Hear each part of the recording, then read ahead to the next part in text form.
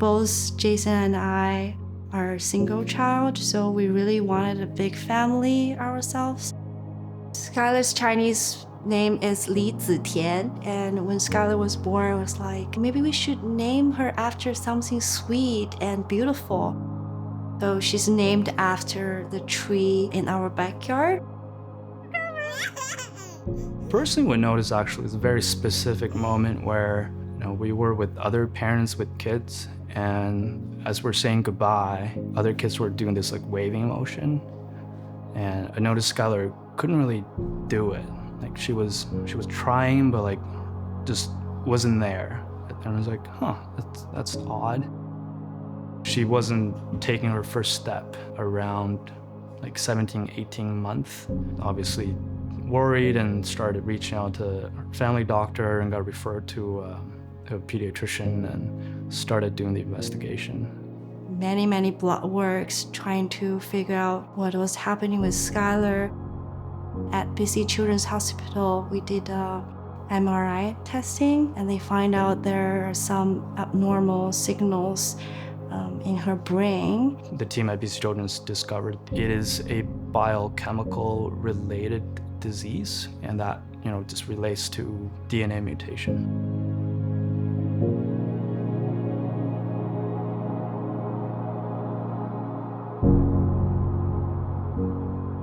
We were really happy to welcome Silas into our lives. Skylar loved her little brother, but it was definitely a difficult time taking care of a newborn and also trying to figure out the possible medical issue that Skylar has. We noticed Silas had similar symptoms as Skylar has. Specifically, it was just this tremor in his body. So we did an MRI on him, and it showed similar brain wave to Skylar. That means they might have same condition. But overall, Silas had stronger muscle tone, and he's definitely more mobile than Skylar. So we didn't really think it's a huge problem.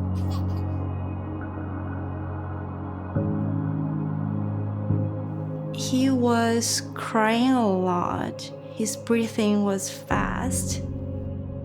While the nurses were putting the IV in him, and then a cardiologist came over to check his heart.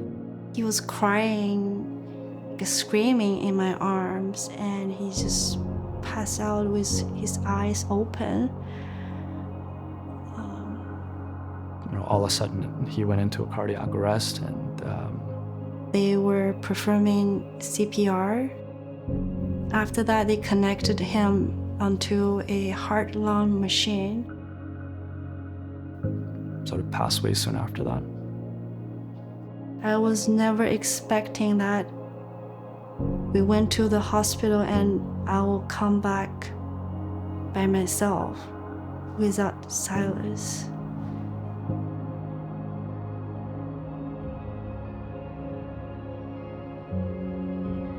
Until Skylar's younger brother, Silas, had his cardiac arrest, we did not fully understand the extent that this similar condition had affected Skylar. We now know to have been a cardiomyopathy, which is essentially a heart muscle weakness. So I think in some ways the tragedy that affected the family allowed us to quickly see Skylar within cardiology, recognize that she had a milder form of the condition that had caused her brother to pass away, and allow us to very closely continue to follow her.